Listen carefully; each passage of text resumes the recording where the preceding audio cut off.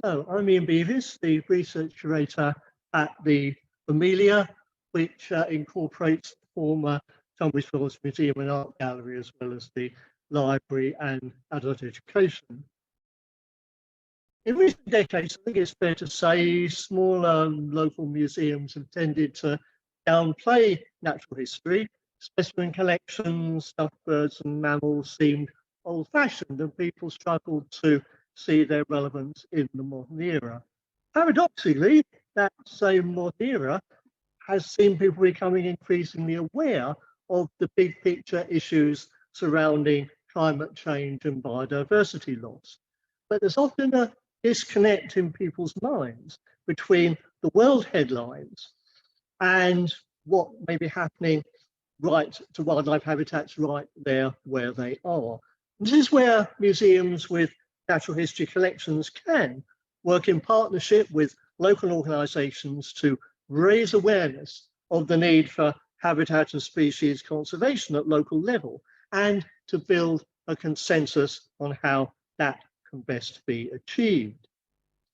The old Tunbridge Wells Museum was founded in 1885 by a local natural history society in a community with a remarkable history of pioneering habitat and wildlife conservation long before those concepts took on their modern form.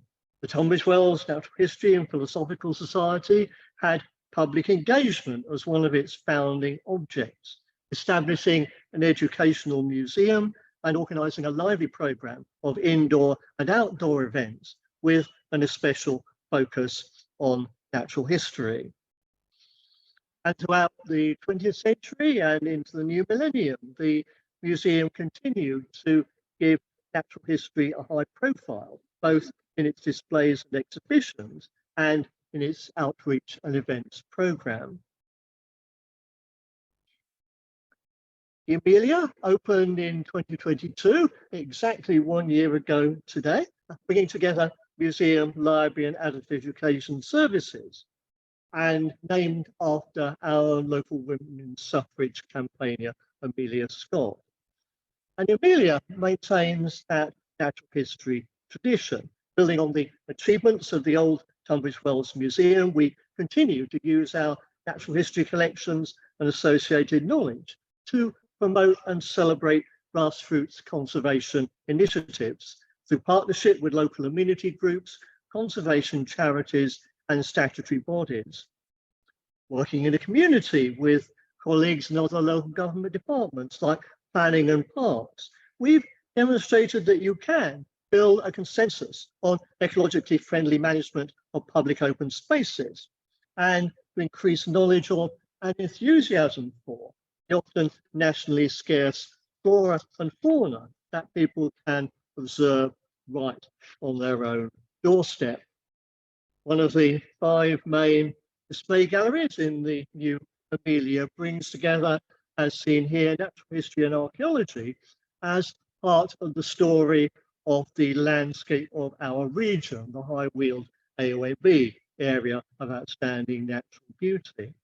We've also taken the opportunity to bring out of store behind the scenes some of the Victorian collections of butterflies, moths, mollusks and fossils, so that they can be appreciated by a non-specialist audience.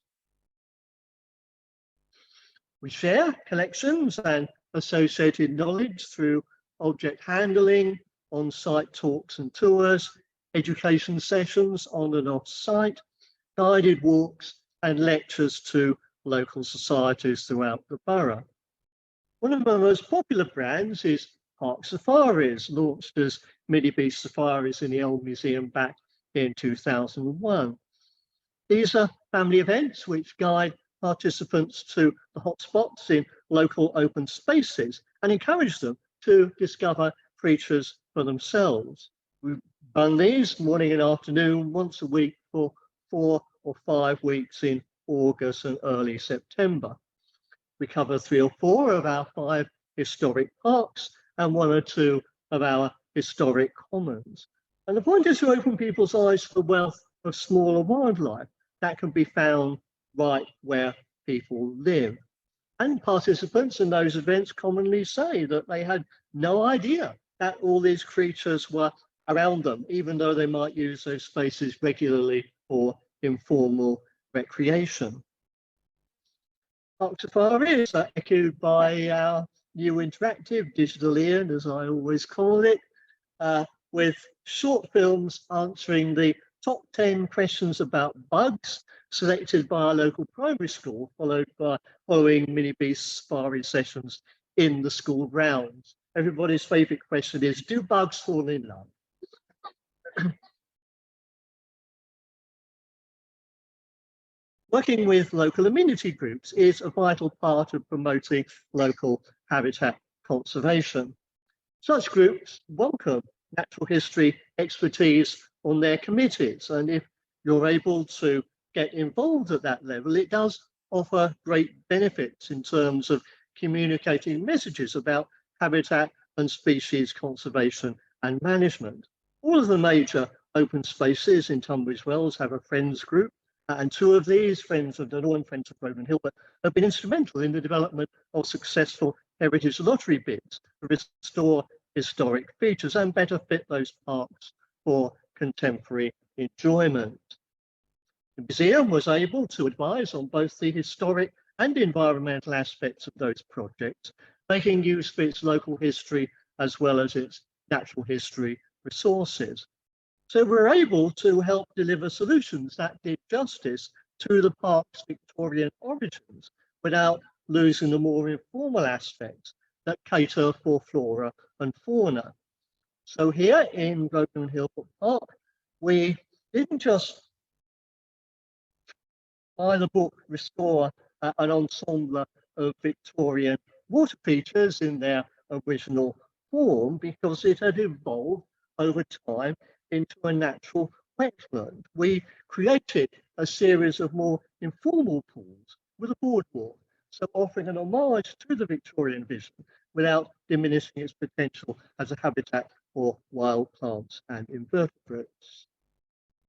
Over the years, we've continued to work with the friends groups and the various open spaces, helping to deliver a range of public events on their programs, including family nature walks and talks on special themes like bees, butterflies, flowers, freshwater life, and also moth mornings. This is Nicky Gammons of the Bumblebee Conservation Trust leading a bee walk in Grosvenor and Hilton Park, and this is one of our moth mornings.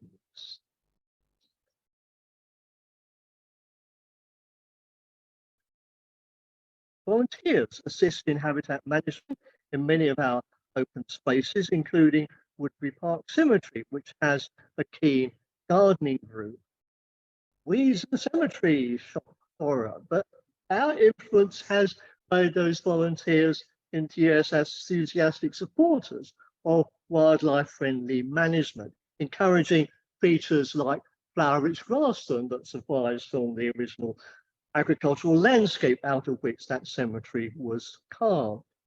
And we've delivered many events on the programs of the Friends of the Cemeteries and produced a booklet in their publication series on the smaller wildlife of those spaces.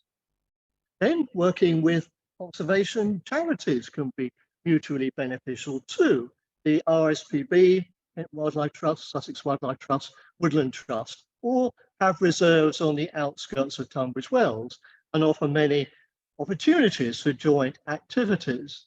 Conservation charities are always keen to have historic and contemporary records of flora and fauna to inform their management regimes, and through providing records and identification expertise, natural history curators can influence those management regimes.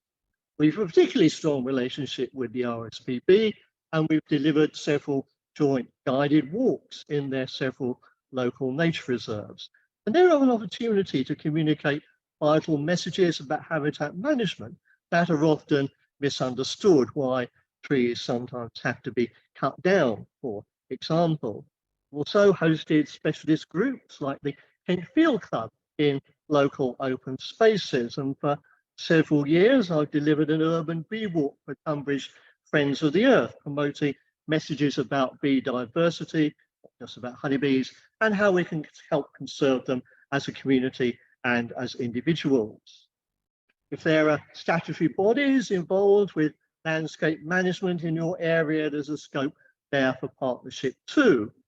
Tunbridge Wells and Mustall Commons owe their existence to the vigilant pioneer conservationists in the 1700s and 1800s. And they're managed by a body known as the Commons Conservators, supported by the Voluntary Friends Group. And we've been closely involved with the Conservators since the aftermath of the 1987 hurricane, when we were able to demonstrate from our resources that they'd once been much more open, but they'd scrubbed over in the interwar period, almost without anybody noticing, thanks to the cessation of grazing. Result of that conversation was the Commons' first ever management plan, employment of a full-time warden, new management regime that's continued to the present day. And we've continued to support the Conservators through interpretation and public events. We've worked too with the High Weald AONB unit, promoting the special character of the High Weald. And then working within local government is the final piece of the jigsaw. We hear horror stories from time to time about the insensitivity of fascist bureaucracy towards the natural environment. But most environmental mistakes are a result of ignorance rather than ill will. And musician practitioners can make a difference here by building relationships, making themselves part of those community networks, offering expertise. If local government and local immunity groups and other stakeholders are all on the same page, then serious mistakes are much less likely to happen. Parks team at Tunbridge Wells Borough Council have always valued input from the museum about wild habitats and are open to suggestions how they can be improved for the greater benefit of flora and fauna.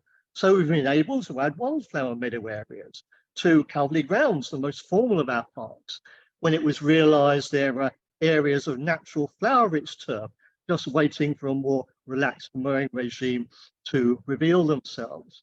And Tunbridge Wells Cemetery, our main cemetery that's still open, is moving towards a more wildflower-friendly mowing regime.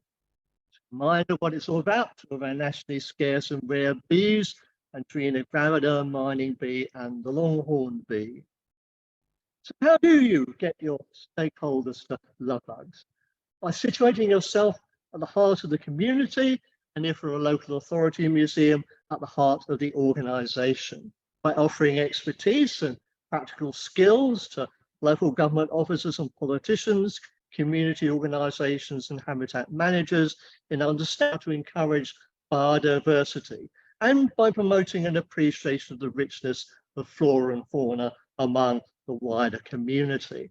Through those networks, you can help build a consensus around local conservation initiatives and a real enthusiasm for maintaining and enhancing local green spaces and the often surprising variety of plants and animals for which they provide a home. Thank you.